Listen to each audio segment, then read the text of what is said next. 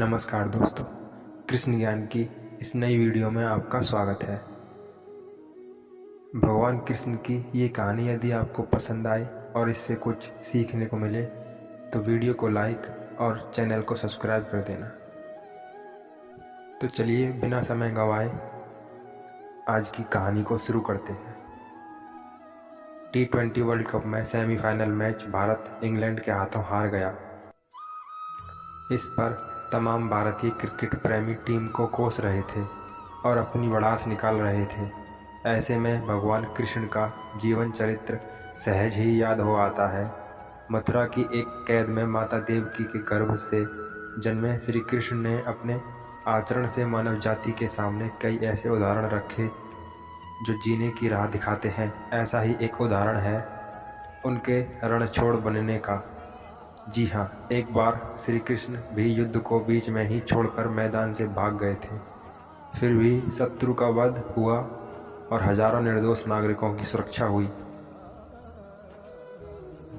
श्री कृष्ण का जन्म कंस का वध कर समस्त पृथ्वी लोक को उसके अत्याचारों से मुक्त कराने हेतु हुआ था। किशोरावस्था में ही वह गोकुल से मथुरा आ गए थे तथा दुष्ट कंस का वध किया। कंस की मृत्यु से दुखी उसके ससुर जरासंध ने एक विशाल सेना लेकर मथुरा पर आक्रमण कर दिया। इस आक्रमण में उसके साथ शिशुपाल और कालियावन जैसे शक्तिशाली राजा भी शामिल थे। जल्दी ही सेना मथुरा जा पहुंची और मथुरा की राजसभा में कृष्ण तथा बलराम को सेना को सौंपने का संदेश भेजा गया। इस युद्ध को टालने तथा मथुरा के निर्दोष नागरिकों को बचाने के लिए श्री कृष्ण ने रातों रात वहां से सैकड़ों किलोमीटर दूर समुद्र में एक नई नगरी द्वारिका का निर्माण करवाया। अपनी माया से उन्होंने समस्त नागरिकों को, उनके पशुओं तथा संपत्ति को नींद में ही नई नगरी में पहुंचा दिया। अगले दिन सूर्योदय के समय कृष्ण तथा बलराम जरासंध की सेना के सामने जा पहुंचे और उससे लड़ने के लिए चुनौती दी। जैसे ही जरासंध और दूसरे राजाओं ने कृष्ण को मारने के लिए शस्त्र उठाए, दोनों भाई भागने लगे।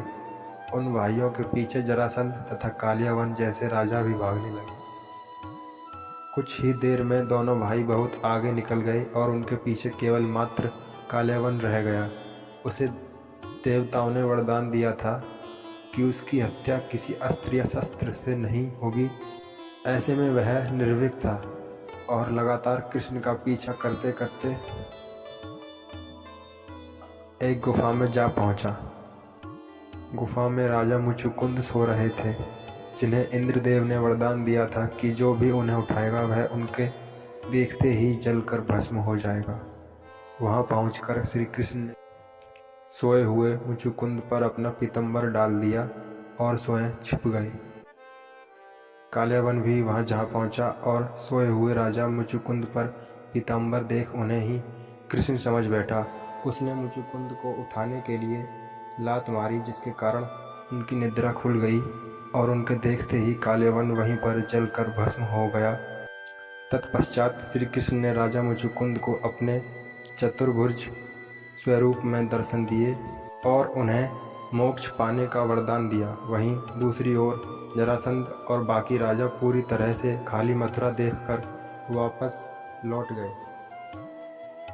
कृष्ण चाहते तो स्वयं भी कालियावन और अन्य धर्मी राजाओं का वध कर सकते थे, परंतु देवताओं के दिए वरदान का मान रखने के लिए ही उन्होंने कालियावन को राजा मुचुकुंद के हाथों मरवाया। इसी तरह बाद में जरासंध का वध पांडुपुत्र भीम के हाथों करवा कर भूधरा का भार कम किया।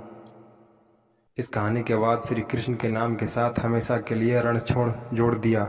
श्री कृष्ण की इस कहानी से सीख मिलती है कि अनावश्यक ताकत का प्रदर्शन नहीं कर बुद्धिबल से काम लेना चाहिए। इस तरह हम अपनी शक्ति को खर्च होने से रोक सकते हैं और बड़े से बड़े संकट का भी सामना कर सकते हैं। जय श्री कृष्ण। राधे राधे।